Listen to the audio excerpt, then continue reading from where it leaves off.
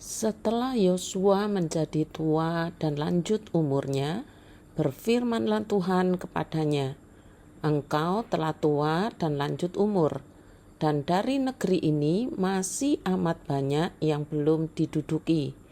Yosua 13 ayat yang pertama.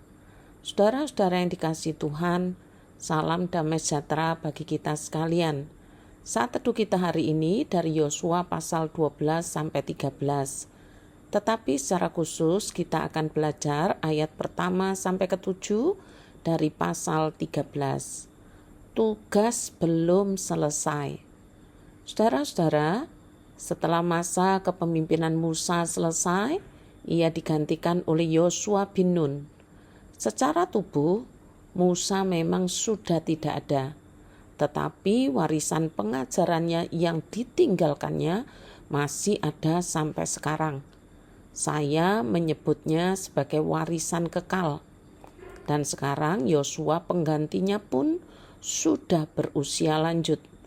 Ayat pertama dengan jelas menuliskan, setelah Yosua menjadi tua dan lanjut umurnya, berfirmanlah Tuhan kepadanya, "Engkau telah tua dan lanjut umur, dan dari negeri ini masih amat banyak yang belum diduduki." Ya saudara, Yosua sudah tua umurnya dan masih amat banyak daerah-daerah di tanah yang dijanjikan Tuhan itu belum direbut semuanya. Pekerjaan belum selesai, tetapi usia sudah menjelang akhir. Kalau saudara-saudara perhatikan, perkataan Tuhan ini maksudnya bukan berarti Yosua malas, bukan berarti Yosua gagal. Tetapi memang pekerjaan menaklukkan daerah-daerah itu sangat banyak. Penaklukan daerah-daerah membutuhkan banyak tenaga, banyak energi, dan biaya. Selain itu juga membutuhkan iman yang teguh dan kuat.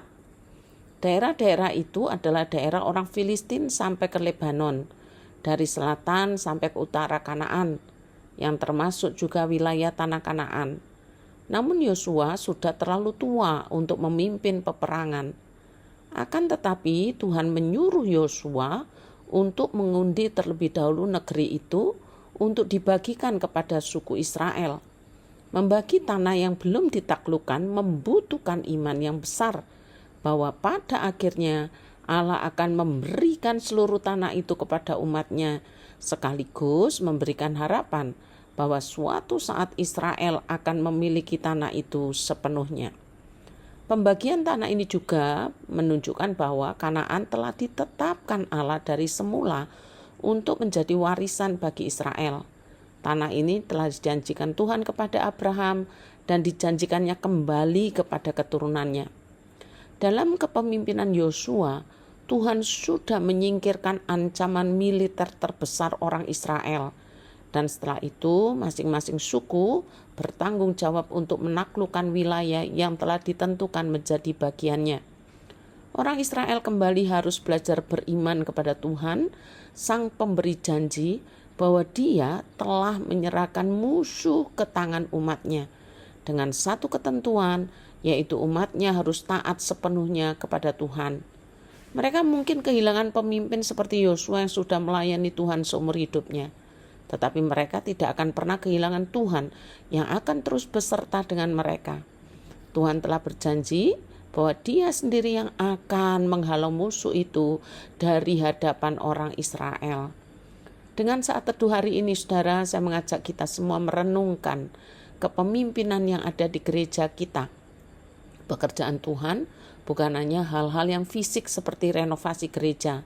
Ya, saya percaya pekerjaan renovasi ini pekerjaan yang besar. Tetapi yang lebih besar adalah ketika membawa umat berperang, menghadapi peperangan rohani.